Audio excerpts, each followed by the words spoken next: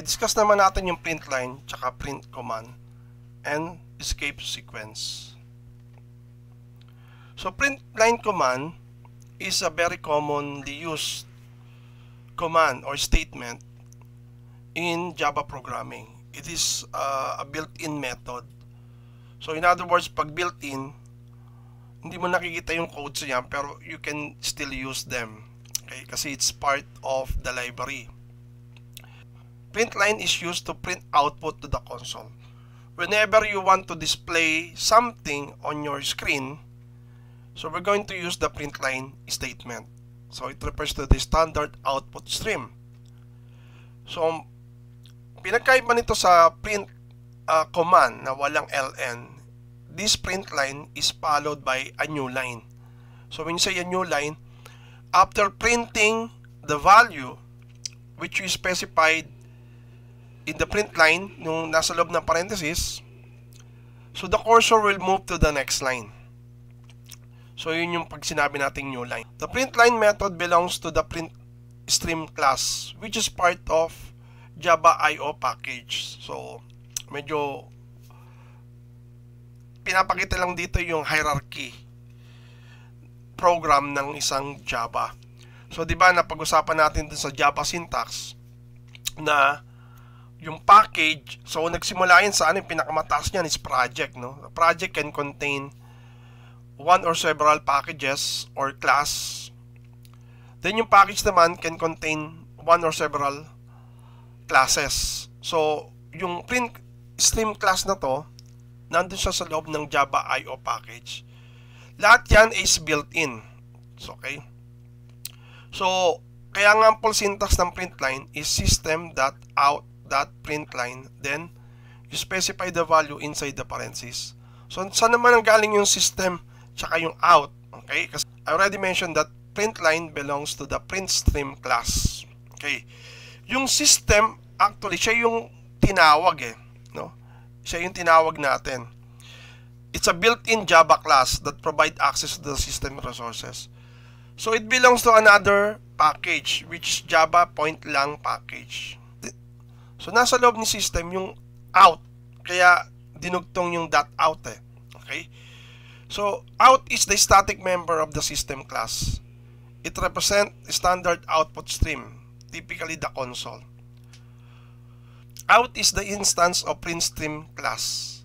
Kaya nung system natin, tinawag natin yung out, parang rin natin tinawag yung print stream class.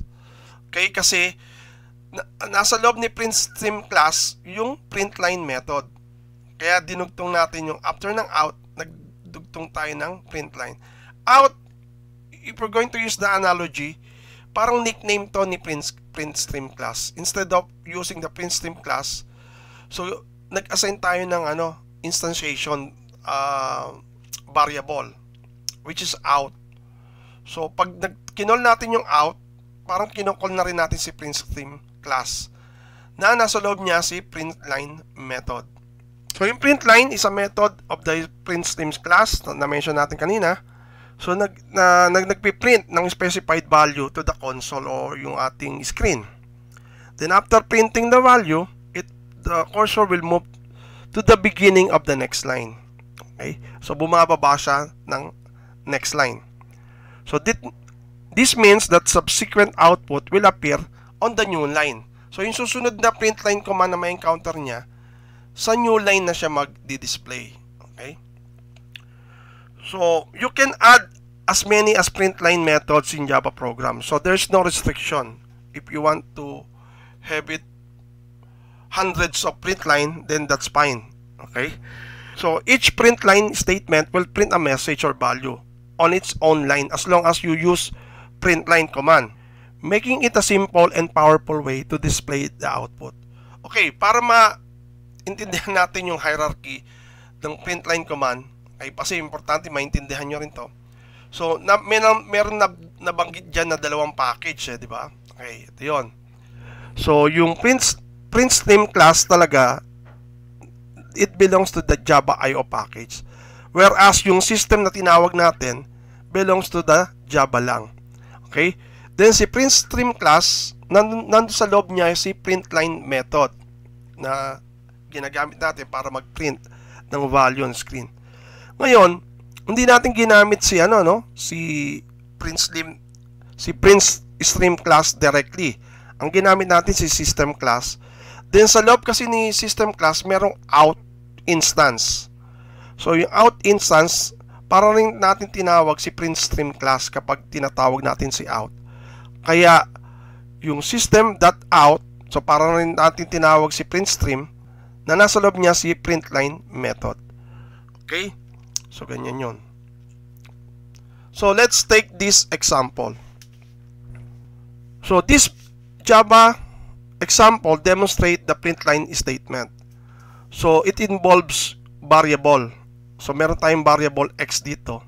We declare x as integer. So, sa Java kasi, kailangan dinideclare natin yung data type whenever we use a variable.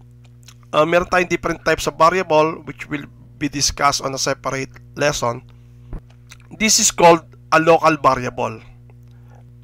Variable x natin. And we need to initialize a variable before we can use them. Otherwise, magkakaroon ng error yan. Okay?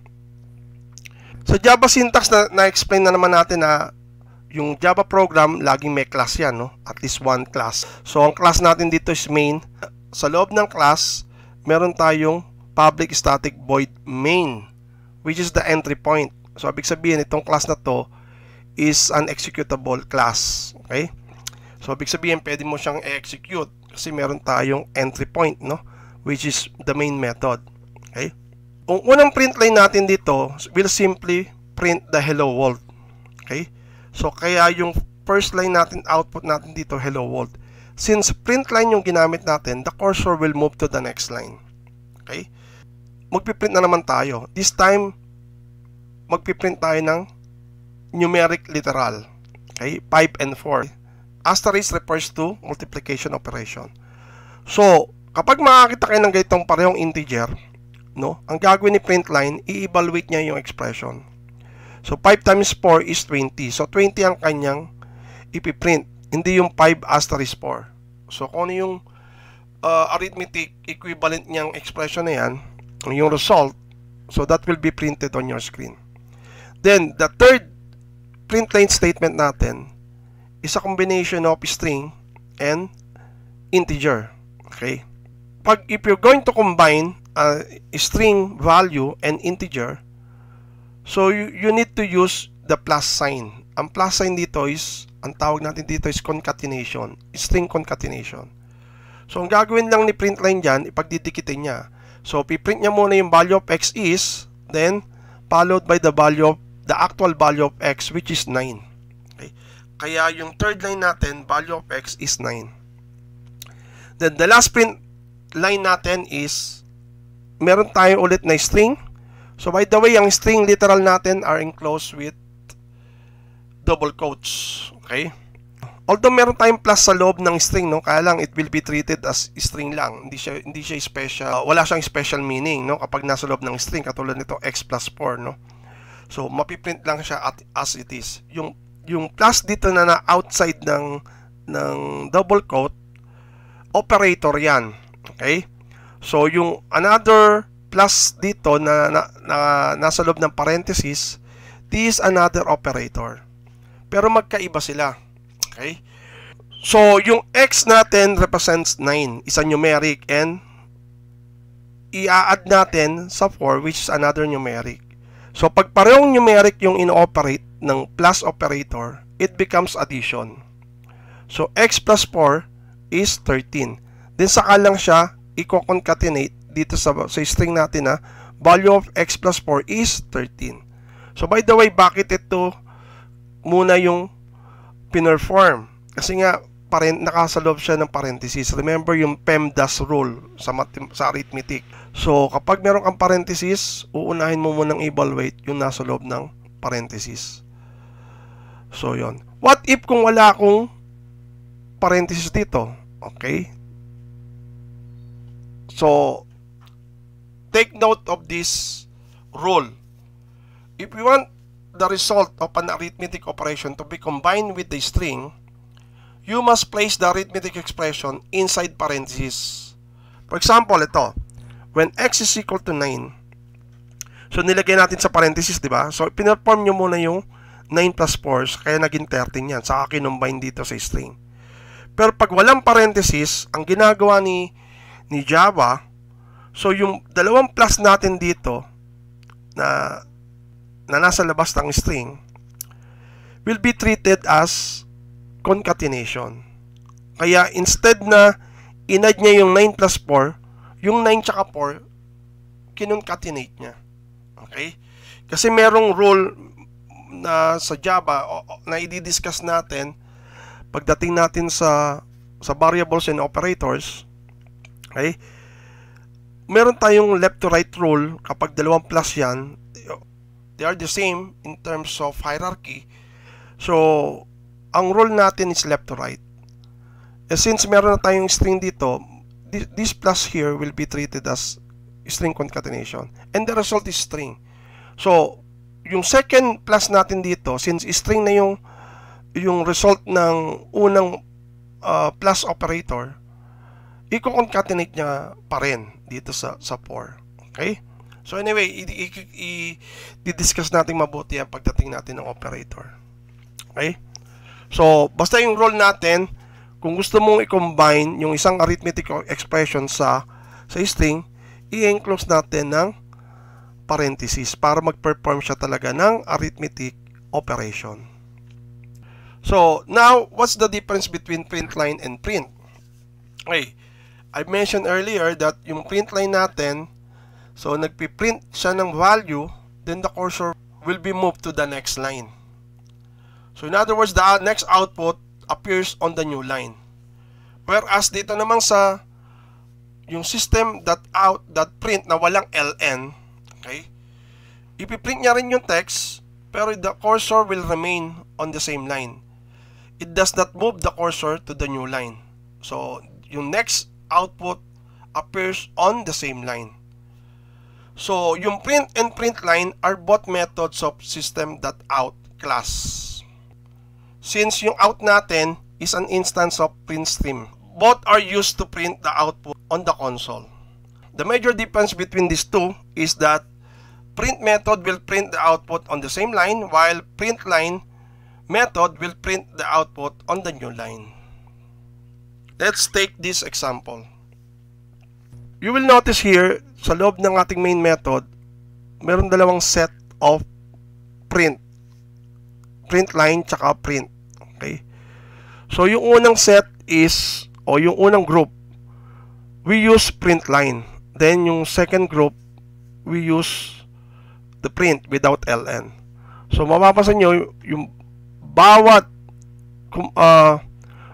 pagpiprint ng print line, yung cursor na move sa next line. So, yung after ng hello world, the cursor will move to the next line, then ipiprint niya yung hello earth, nag-move na naman sa next line, then pinarit niya yung hello universe.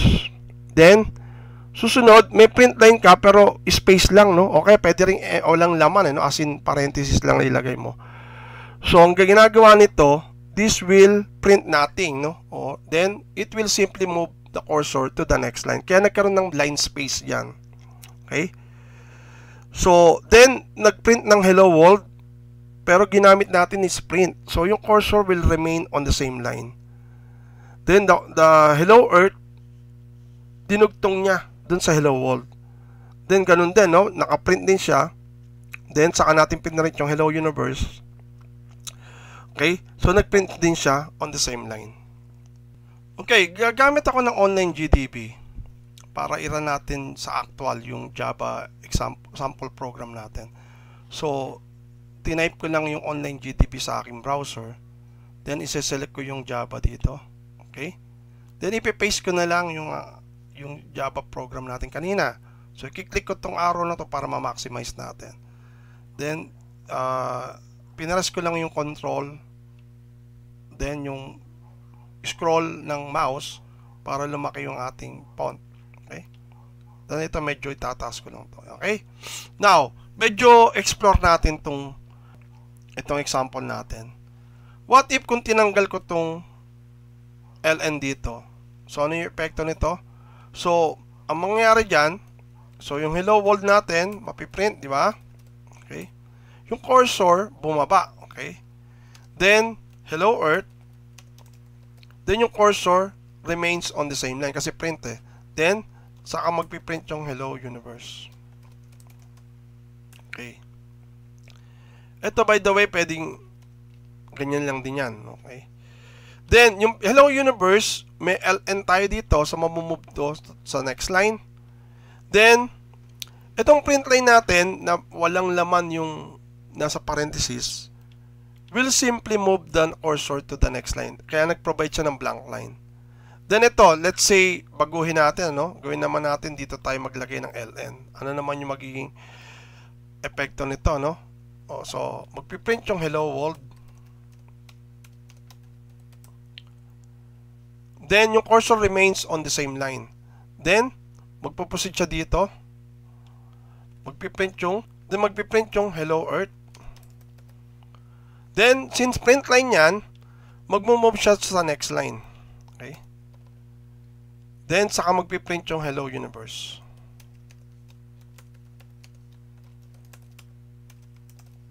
Okay, tingnan natin kung sa simulation ko rito.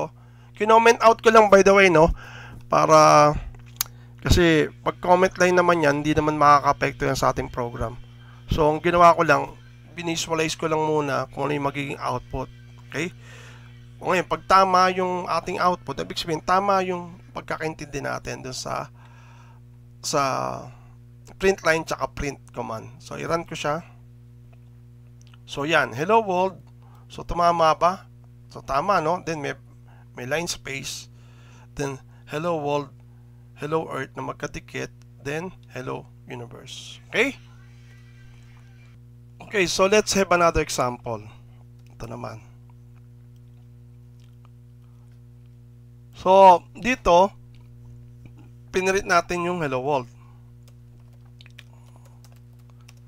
Then, ang ginamit natin is print line. So, whenever you use print line, the cursor will move to the next line after printing the value inside the parentheses.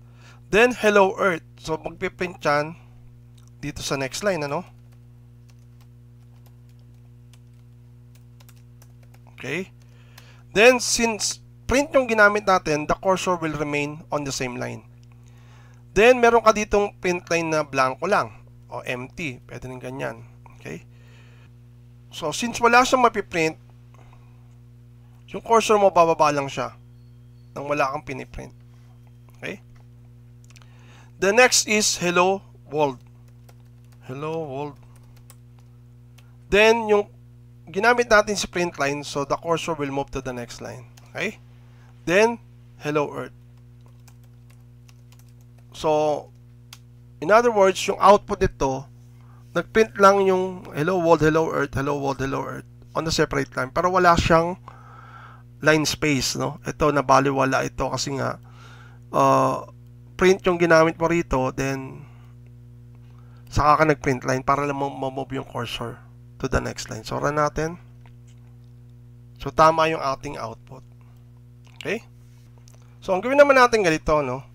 Meron tayong task. Yan. Sabi rito sa task natin na i-modify natin tong program na to in such a way na yung output niya magiging ganito. Hello world, hello earth. Then hello world, hello earth ulit. Pero sabi rito, you are not allowed to add or remove any print or print line commands. Only change them as needed. So, ang gawin natin, ang ibig sabihin, hindi tayo pwede magtanggal dito ng print line. So, pwede natin baguhin yung print line, magiging print, or vice versa, yung print, magiging print line. So, paano natin gagawin para ma-achieve natin tong output na to? Ito kasi currently ang output, no? Okay? So, una, di ba, ipiprint natin hello world. Tapos, dapat yung susunod na papiprint na hello earth, dapat on the same line. So, pwede ko tong tanggalin yung ln dito. Then, after printing hello earth dito, okay, so, dapat yung cursor mo move na sa next line. So, ito, papalitan ko ng print line. Okay? Then, kung nag-move na yung cursor ko dyan, so, hindi na ako pwede mag-print line ulit, no? Kasi magkakaroon to ng line space. So, ang gagawin ko rito, papalitan ko to ng print lang para yung cursor ko will remain on the same line. Kasi ipiprint ko naman yung hello world. Ito yon. Okay? Pero yung susunod na hello earth dapat on the same line. So tatanggalin ko to. Okay? Then ito, either print or print line kasi last na naman siya. No? Pero gawin na lang natin print line. Okay? So tingnan natin kung na-achieve na natin ito. Okay? So i-run natin. Tatanggalin ko na to. No? Ito yung previous eh. Okay? So run natin. Tumama pa yung output natin.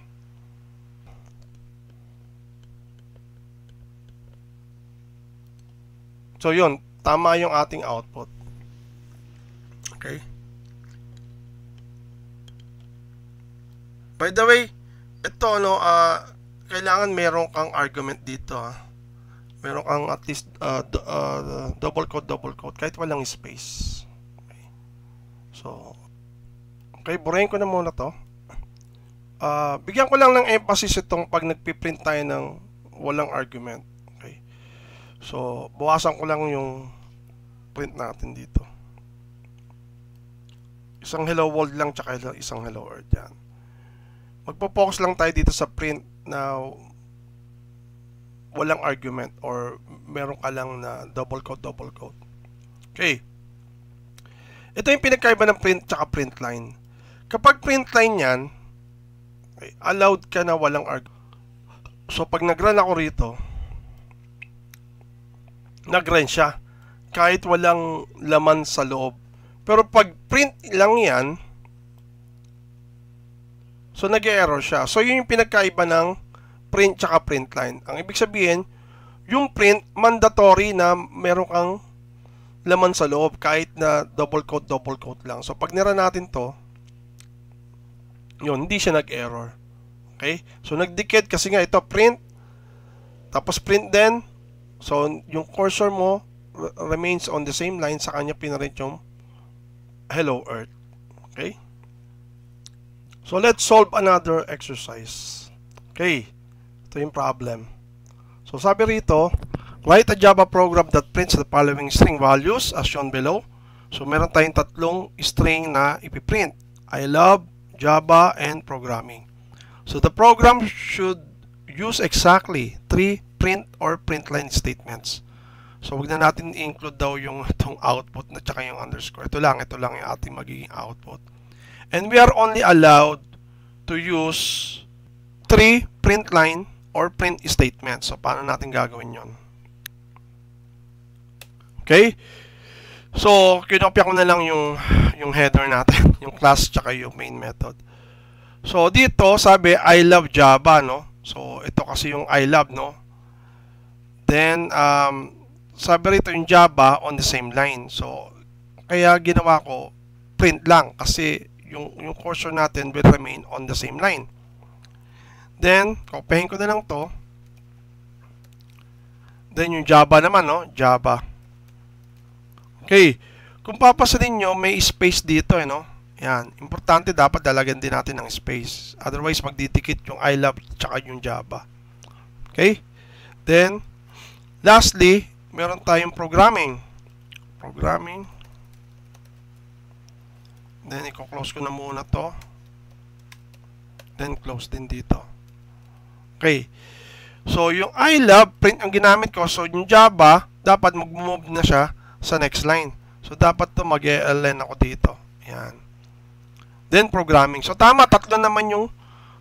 So, nag-comply ako rito na exactly 3 statements. So, tama, no? So, pag nirun natin yan, let's see kung tama yung output. I love Java programming. So, tama. Okay? So, meron pa ba tayong pwedeng gawin dito na iba pang way? So, ang allowed lang natin, 3 lang, no? 3 print or print line statement. So, pwedeng gawin natin ganito, no? Pagsamahin na natin tong I love din Java. Ang ganyan, di ba? Pwede naman ganyan. Then, gawin na natin itong print line. Okay? Then, pag move niyan, dapat 3, di ba? So, ang gawin natin dito, sa pangatlo, blank na lang natin. Yan. Then, saka natin blank then it will remain on the same line. Then saka natin i-print yung programming. Pwedeng print line na lang dito. So i-run natin. So tama pa rin yung ating output. Pero mas maganda yung naunang solution kanina. Okay? So kasi talagang hiwa-hiwalay yung pagkakaprint natin. No? Ito, so balik natin sa unang solution. Ito, yung I love. Then, ito, bababa ko to dito sa pangalawang print statement. Okay? Then ito gagawin ko siyang print line, no? Kasi yung susunod dapat nasa new line na. Okay? Yan. So run natin ulit. Same lang yung output niyan. Okay? So na-solve natin tong problem. So last example na to sa ating print tsaka print line. Ito naman. So simulate natin to. So first, we have print hello. So yung hello magpiprint. Then the cursor remains on the same line. So meron siyang space na isa, no? Then next is world. World, then exclamation point. The cursor will remain on the same line. Okay, in the same line. Kaso meron kang print dito. So wala ka naman pinrint, mamumove lang yung cursor mo on the next line. Then print Java. Napiprint yung Java. Then the cursor remains on the same line, may space. Then saka magpiprint yung programming. So ganun lang yung magiging output niyan. So run natin. So hello world Java programming. So tama yung ating output. So magpo-proceed na ngayon tayo sa escape sequence. So let's proceed sa escape sequence. So escape sequence in Java is a special combination of characters starting with backslash that has specific meaning to the compiler. So escape sequences are used inside the string and characters to represent things that cannot be typed directly or would otherwise be interpreted differently. So some commonly used escape sequence are new lines or backslash n, tabs represented with backslash t, quotes represented with backslash double quote, or even the Unicode characters. So when and why do we need to use the escape sequences? First is if we want to format an output. So gusto natin magkaroon ng new line, tab spacing. Second is to insert special characters in a string. If we want to insert double quotes inside the string. Remember, double quotes has a special meaning in Java. So, ginagamit natin ng double quotes to enclose a string value. So, madalas hindi siya kasama dun sa piniprint natin, yung double quotes. So, what if kung gusto natin isama yung double quote? So, gagamit tayo ng escape sequence. And to represent invisible characters like new line or tab. So, kung gusto natin ng magkaroon ng line space o blank line, na hindi tayo gumagamit ng print line na walang laman yung ating parenthesis. Okay? So, let's take a look on our first example. So, ito yung first example natin. So, meron tayong hello, then meron tayong backslash n, then world. So, yung backslash n dito nag-cause ng new line. So, after printing hello, nakita nyo yung world, nag-print sa new line. So, nahati yung hello world. Then, let's proceed to the next print line. Yung Java, meron tayong backslash t. So, yung Java, na-print yung Java, then, nag-tab siya. Ang tab, kadalasan kasi 8 characters yan eh. So, kung bibilangin mo from letter J, tapos nagdagdag siya ng space na 4 spaces, saka lang nag-print yung programming. Then, yung next print line natin, nag-print yung she said, then comma, then, nag-print siya ng double quote. Kaya meron tayong backslash double quote. Kaya tayo may backslash dito bago yung mag-double quote. Then yung pinarint yung hello, then another double quote. Then, huwag kayo malilito rito, no? So yung double quote na isa dito sa dulo, yun yung pang-enclose natin ng string. So yung double quote, yun yung na-print natin sa ating display, sa ating output. Then lastly, we have print line, C:\\, program files. So, dalawang backslash yan. So, isa dyan ay mapiprint. Kaya, yung output natin, C:\, program files. So, punta tayo sa online GDP para may-run natin to. Okay, so ipipaste ko na dito yung ating code. Yan. So, ito yun, no? Ito yung \n natin dito. Okay, pag nira natin yan, so, after na print itong hello na to, yan, bumaba yung ating cursor. Okay? So, kung wala nyan, tingnan nyo ha, pag nira natin, yung cursor hindi siya bumaba. Ayan, no? Okay? So, because of the \n here, bumaba, nagkaroon ng new line. Ngayon, itong Java natin dito, ayan, no? Nag-print yung Java, then nag-t. Ito yung sinasabi ko sa inyo, kung bibilangan mo yan, 1, 2, 3, 4, 5, 6, 7, 8. 8 kasi yung isang zone ng tab. Then, pumunta siya sa next zone. So, ito yun. Yung pang 9, column 9. Okay, after ng 8 characters, pumunta siya sa second zone. Then, ito naman, she said, ito na print, ito yung na-print niyan. By the way, ito yung pang opening natin, ito yung closing natin. So, yung katabi ng \, yun yung na-print sa screen natin. Okay? Then, lastly, yung \. So, ito yung na-print, yung isang \. Pag dadagdagan pa natin yan ng isa pang \, let's see what happened. So, nag-error na siya, no? Kasi, lumalabas kasi na doble, no? So, tingnan natin ng isa pa. Gawin natin isa pa.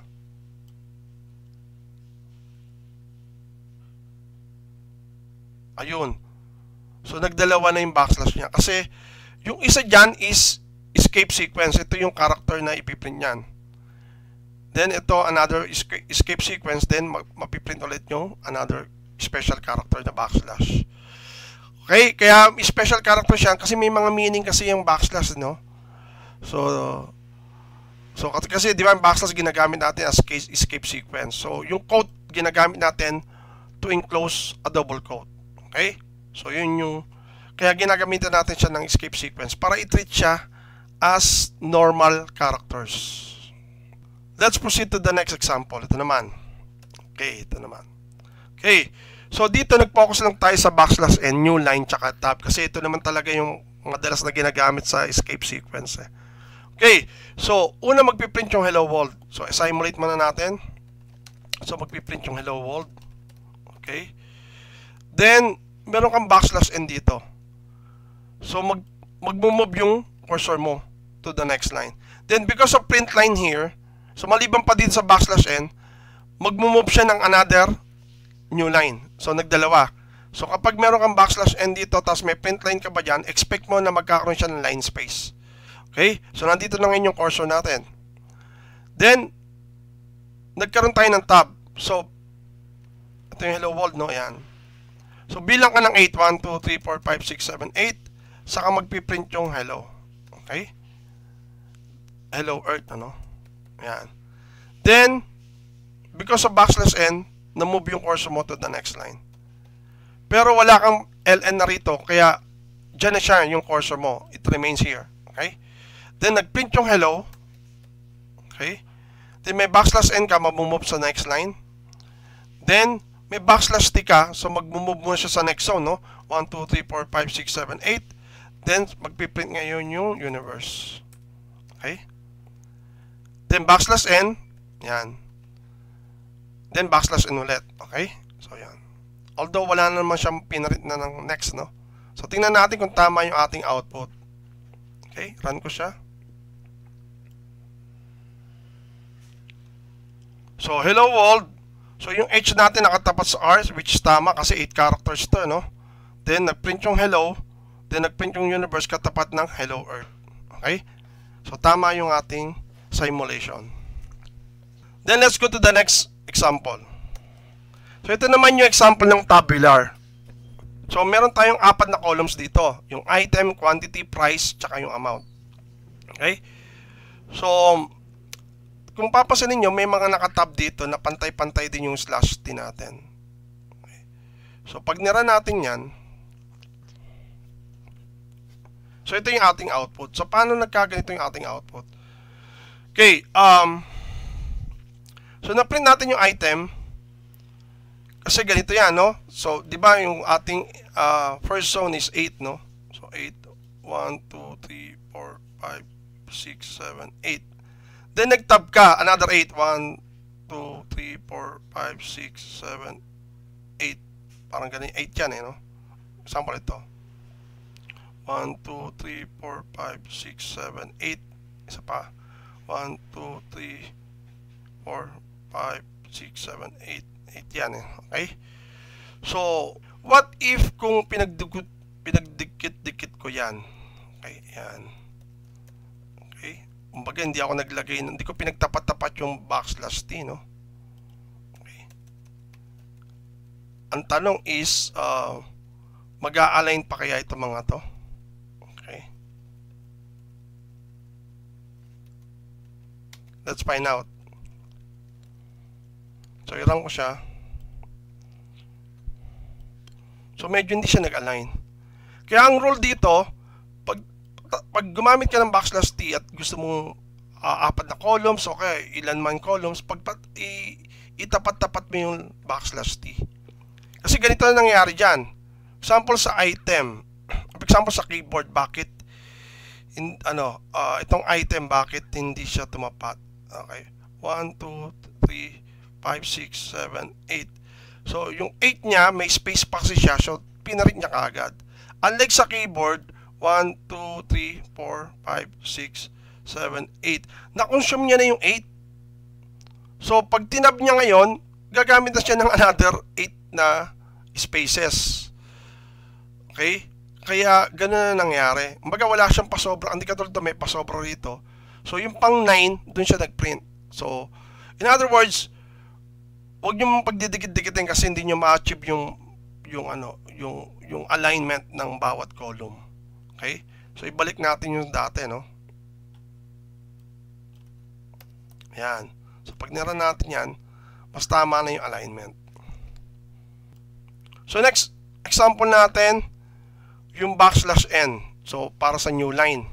So, ginagawa to kung gusto mo na magkaroon ng line spaces in between lines o yung output lines natin. So, i-run natin. Yan. So, paano nangyari yan? Tingnan natin Okay. So, nag-print ako ng line dito. Since print line naman lahat ang ginamit, supposed to be dapat magkakadikit lang yan, di ba? After printing, mag-move. Kaya lang nagkaroon ka ng single skip sequence na. Kaya nagkaroon ka ng blank line dito. Ganun din. Mayroon kong isa, mayroon kong another blank line. So, bawat backslash N represent blank line. So, dalawa. Then dito, dalawa rin, no? So, kaya dalawa rin. Yan. Yan. Okay? So, kung ilan ang gusto mo. So, huwag ka nang gagamit ng print line lang lahat. Ngayon, kung ilan ang gusto mong blank line, yun yung number of backslash N na ilagay mo sa dulo. Yung iba, ganito naman ang ginagawa. So, papalitan ko to, no? Para mabilis tayo. Yan. So, hindi siya gumagamit ng backslash N. So, naglalagay na lang sila ng print line. Kasi, ibig sabihin, dito pa lang kita mo na yung distance nila. Ito, may distance na single space, double space, double space. So, pag nira natin yan, pareho lang din ang output yan. Okay? So, yung bawat print line naman dito represent a blank line space. Okay, para sa last exercise natin, isolve natin tong problem na to. Sabi raw dito, let's create a Java program that display the variables along with their string values in the formatted report. So, ito yung ating report. So, magde-declare tayo ng mga ganitong variables. Then, ipiprint natin siya sa ganitong format. Okay? So, ang gagawin ko, kukopihin ko na lang to, no? Ayan. Then, kukopihin ko na lang yung usual na class declaration tsaka method declaration. So, tatanggalin ko yung comment line nito.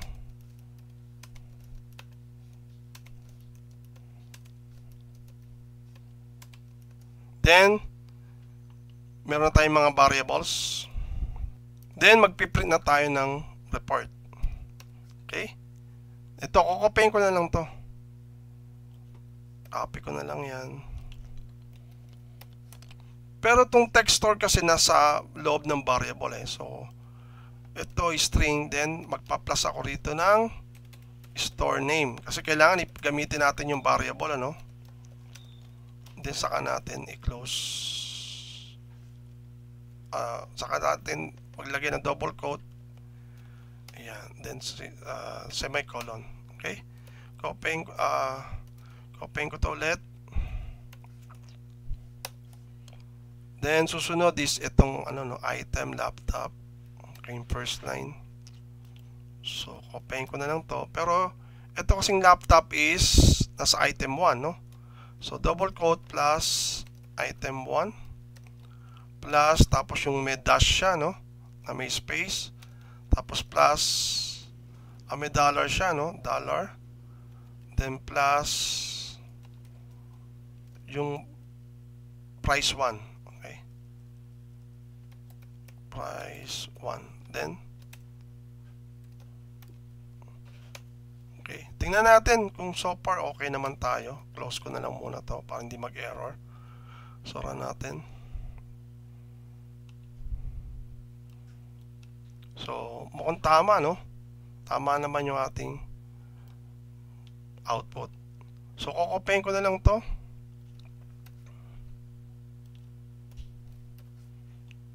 Okay. Then sabi dyan is mouse naman, no? Mouse is stored in item 2. So palitan ko lang to ng item 2, then price 2 naman ito. Okay? The next, open ko lang to. Yung lines lang, no? Lines. Actually meron tayong repeat method, pero hindi ko muna gagamitin yon. Hindi ko muna introduce sa inyo. Then, susunod naman yung total.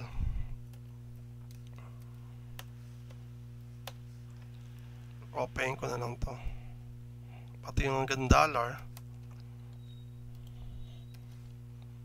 Then, ipa-plus natin ngayon yung, so may arithmetic operation tayo, no? Yung price 1 plus price 2. Kasi total yan, no? Then close natin. Then last is thank you for shopping.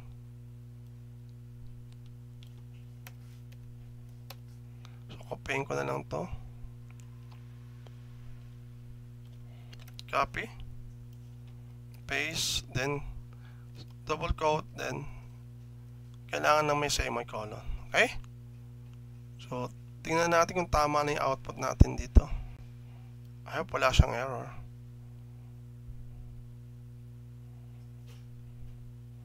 Ayun.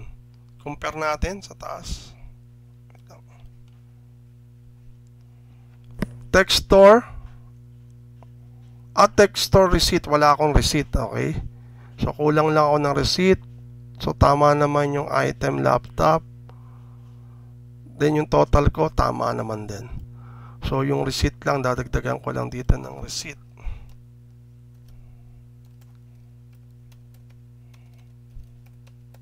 Okay, run ko siya ulit. Agala. Okay, tingnan natin. So, sakto na yung ating output. Okay, so ito yung ating program. Ginamit natin yung mga variables na sinabi niya rito. Okay. So, I hope natutunan niyo yung print line at yung mga commonly used escape sequences. So that's all for today. Thank you for listening and watch for my next videos.